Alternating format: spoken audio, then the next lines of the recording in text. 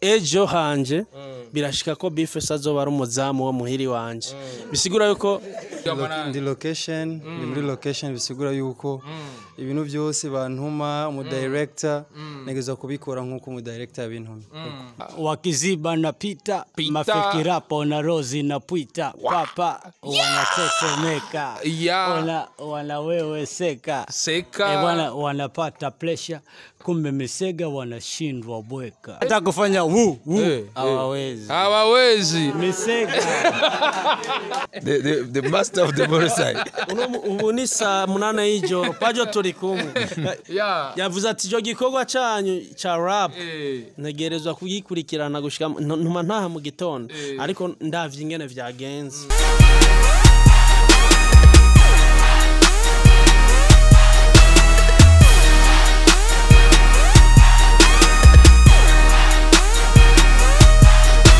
boys and girls hero bakuzi bukubitoriza rakomeze free turameze neza urakubita ubu futuro turameze neza ndazi mumeze neza tuba tumeze neza kwa kundi handi hari aba ninjas bamaze kumara fresh na tumeze bien man kwa kundi handi ndabura ati ni juste galando Mike kwa kuna handi behind camera akabari umusaza yambaye ibintu bya black and white bisigura ngo ni contre racisme kwa kuna handi nabura ko byamakomera twavuye muri studio twabazana ingufu zidasanzwe inkuru zidasanzwe ni uno musi twaje abasaza bari kokora ama clip aba rapper babandi bakubita hari aba enemy bamabigira abamonami bakakubita imyembe mu mashami kwa kuna handi nabura ati tubasanze ni abastar badasanzwe ba bface ba KINGORONGORO nabandi benshi ba BIZZO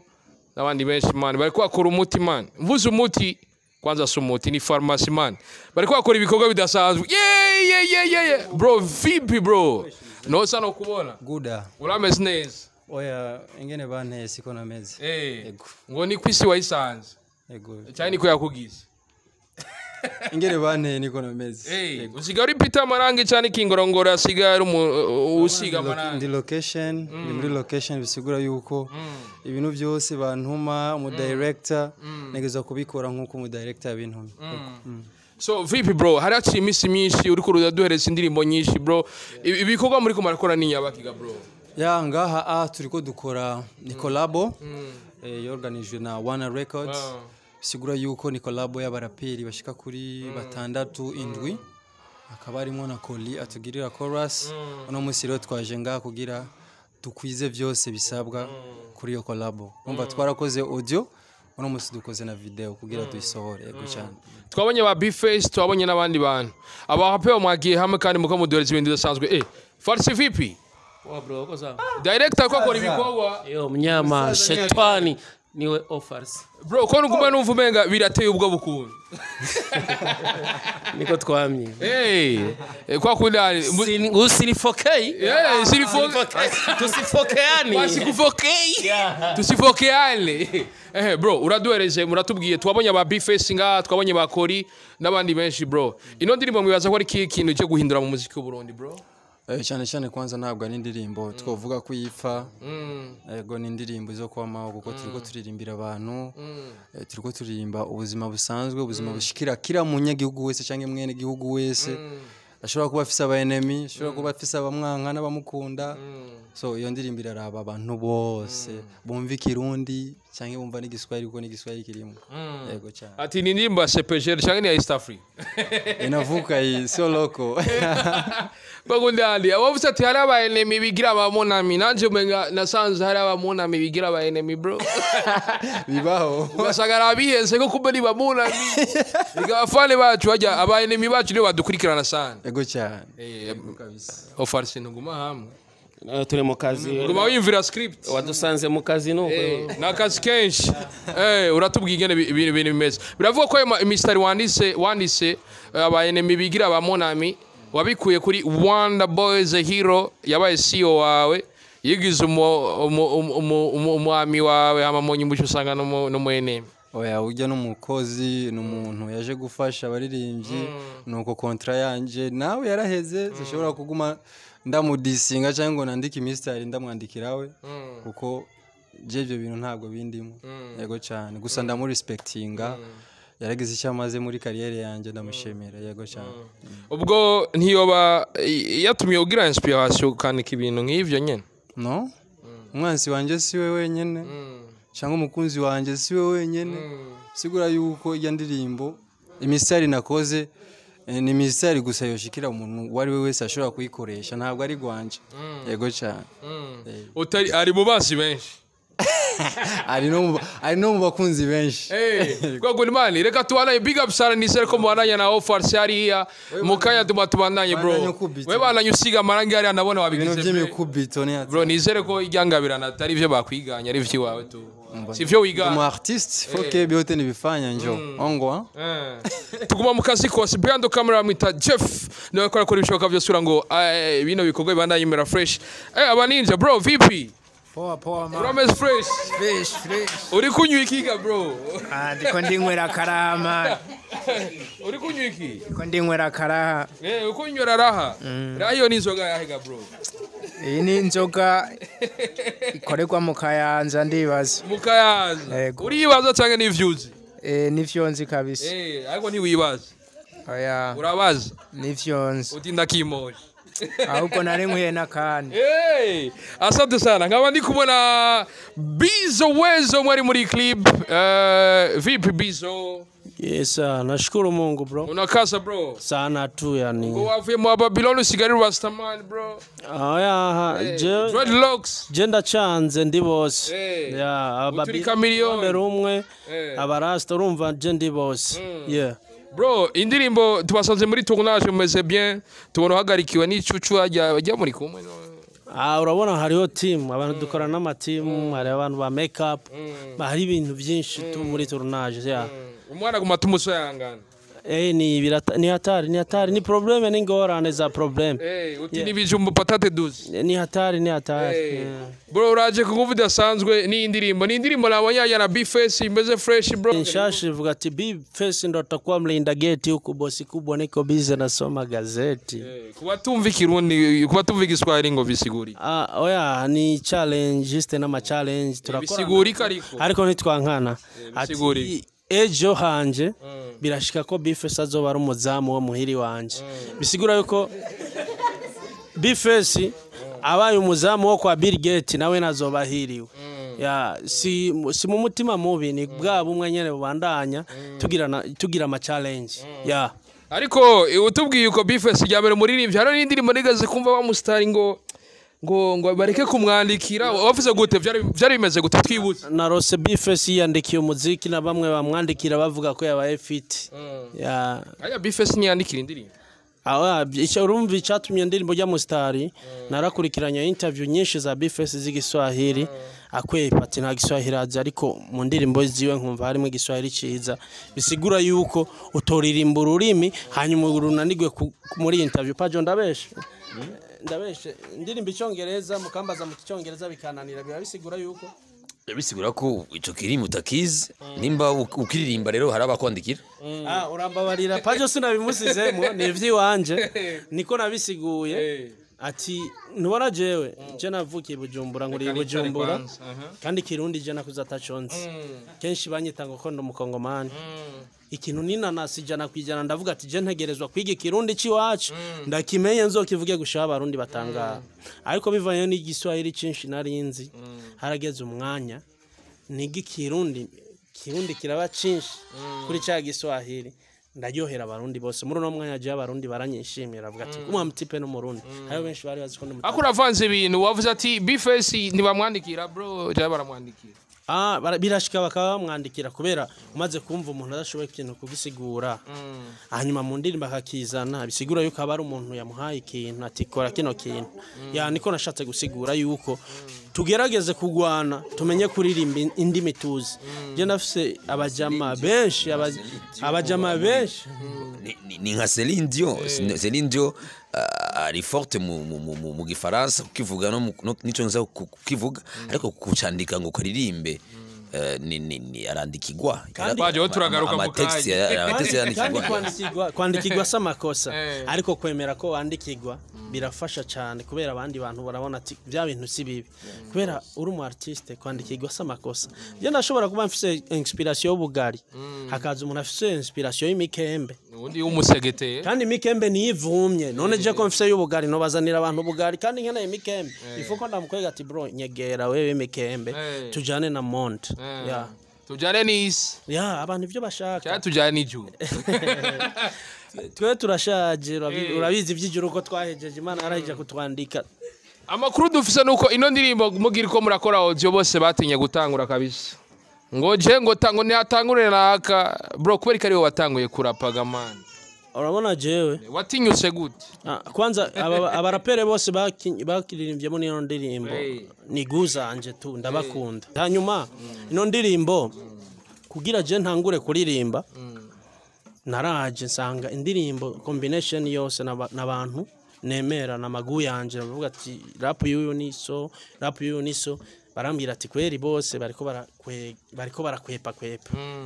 ndavuga ati je ndo murapere niyemera reka je ntangure nshinzira tu kandi maze gukora verse yanje abandi bose bacu batelefona ati je nzoza kuririmba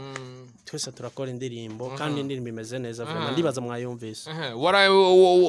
vyabaye bien sana ni indirimbo imeze bien ago ndabura behind camera ko ari Jeff man just tell the mic aka the real man from Mars aka Black Man DJ Shoni Black Man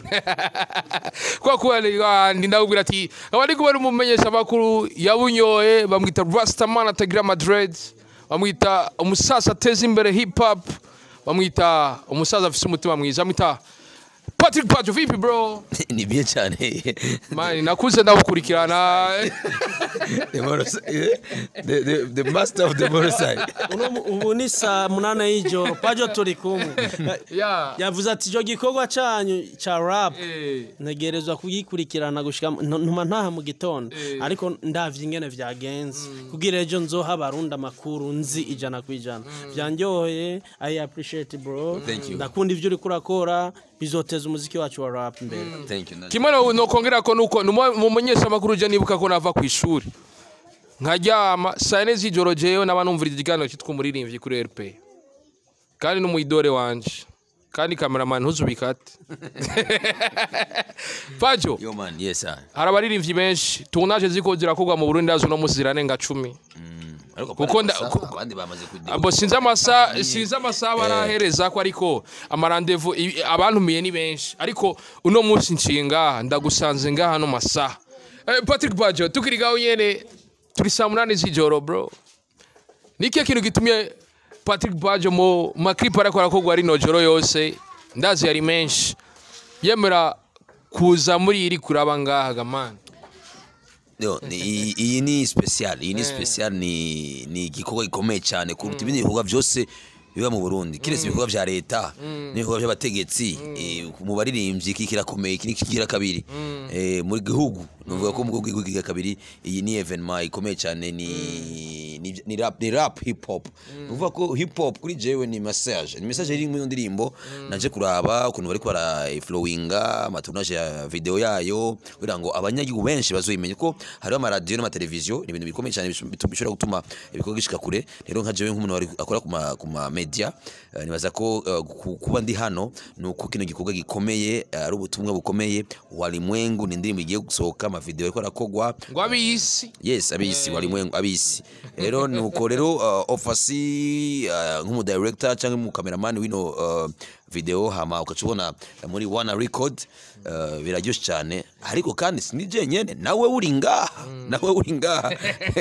je nakwiganye bro ni wanyiganye wakoze ibyo bategezwe gukora nk'umuntu ashigikira ibikorwa vya hip hop uri muri bake bashobora kuba bari ngaha amasaha bashobora kuba bakoshikira ibikorwa vya hip hop rero biraryoshye cyane kubona turi kumwe ngaha kugira duteze imbere cyane turabikora dushobora guteza imbere umuziki wa hip hop yes uratubwiye ivyo ni ibintu bikomeye cyane bro ariko uri kurara abatonashe ngene kuragenda ubibona gutega bro imeze bien imeze neza cyane kuko umuririmbyi wese afise ico yisangije muri no video uzobona KINGORONGORO ari ahantu hiwe hisa uzobona bface ahantu hiwe hisa ubone BIZZO wezo ahantu hiwe hisa n'abandi bone ahantu ama emplacement location zitandukanye uzobona abantu basa neza basizwe ico bita maquillage kumburi waza kuronka nakaryo canke waganire sinzi kutaraga canke wavuganye n'abandi bantu bariko bari muri no secteur bariko barafasha gutuma abantu basa neza arabatuma basa neza Ofansa arabigira bikagimera neza ariko biba bikeneye yuko abariho n'abandi bana beza cyangwa imisore myiza kuri ibintu bigende fresh. Abandi kuba n'umuntu umwe agira makeup ingonga. Brother mu bisere gatoya uno mwana mwiza nyicara iruhande. Ubereye kwicara iruhande yanje kabisa. Uti ndakimoshe. Hello. Hello. Bite. Nibo. Urameze neza? Ndameze neza. Ndakubaza turajya cyangwa uranywa? Ndanywa. Ukabari banyita Dodo Burundi. Bakwita Dodo Burundi. Nawe wiyitande?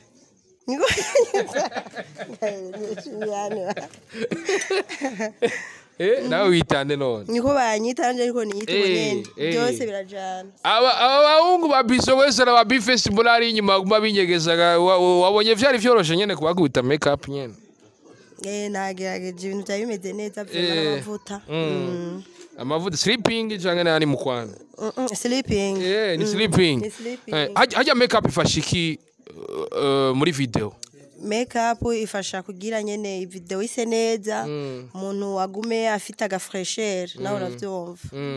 Umafise swag. Swag cyane. Atari muri anti swag. Kabisa. Adasa naje. Utinda kimo. Biraje ariko uri kuratubwira ibingene ugira ama makeup cyane ntwa tukumenyere nike kintu gishasha uzanye gitandukanye n'icabandi bantu bagira ama makeup mu Burundi. Ikintu gishasha cyambere makeup zanje diva hanze nizigurirwa ngaha numva bishitse zigahera ncangira commande bakanzanira izindi kandi amakiya neza n'abantu ba mariage abadonière abahungu byose kwa kuri ni kubona Frank DUNIANO inde vipi bro unakaza unakaza bro inapaswa idashire bayibone umwana cyaguhunga wengira wamugoye kumakia hivyo ni vya kweli anaitwa Mr Fire bwana mnaniona fresh nakiwasha kabisa laundi hii nimekuja washika wakiziba na pita mafikirapo na rozi na pwita papa wanatetemeka wanawewe seka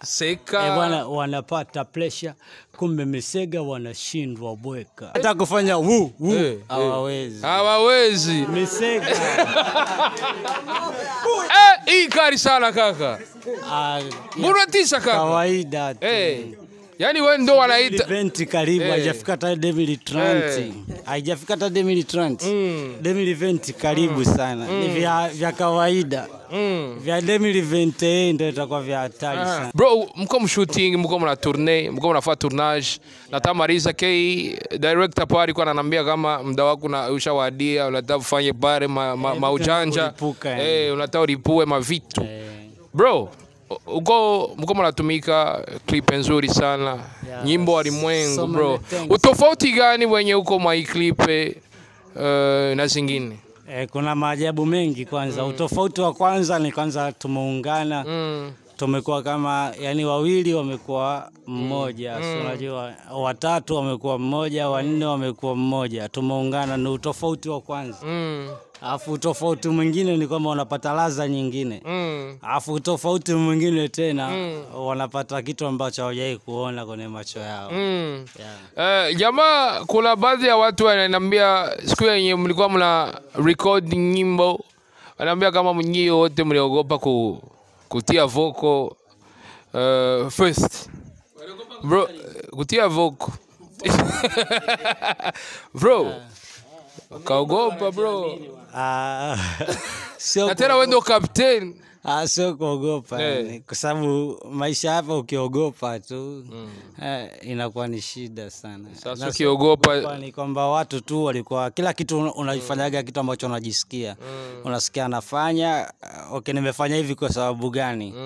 usifanye kitu ambacho hakina sababu kwa kila mtu alifanya kusababisha yani na masababu yakawa na ikatokea ndo kama kimetokea leo na kesho watu wakipokea kwa mikono miwili na roho moja moja bro niseme asante ama niseme nini Sema mimi ndo niseme. Lakini bro unapendeza sana. Naona ni mambo ya fashion killer bro. Tuna kill, unajua. Ni COVID-20, sio COVID-19. Hii ni COVID-20. Hata ukiwa mita 100 unadae. Na tena kingine hongera sana kwa kupata mwingine mtoto bro. So much thanks. Ushakuwa papa bench. Nashukuru sana mzee. Big up sana bro. Endelea na kazi. Jina limeongezeka. So FRANCK DUNIANO. Inakuwa kuna jina jingine. Papa FRANCK DUNIANO. Ozana kati ya wapi? Ya Bujumbura KMG wananchi wana record. Na sepelia ya sana tu. Asante sana man. Sirovagara wesiwe wese bariko baradukurikirana ni clip ya mateka man. Hari abantu bamwe afise amamoja nkubona renganya yambwiye ngo afise inzoga mu Kayanza. Dufise abantu benshi sana byari bimeze neza sana man. Amakini nacho murashobora kumukene ama publicité ama pibe kugira ico mu hayanisha murashobora kubona akabande kama karengana ngaha mukatwandikira ku izo niwe cyangwa mukatwandikira ku Facebook yacu. Reka nabashimire ino team yose.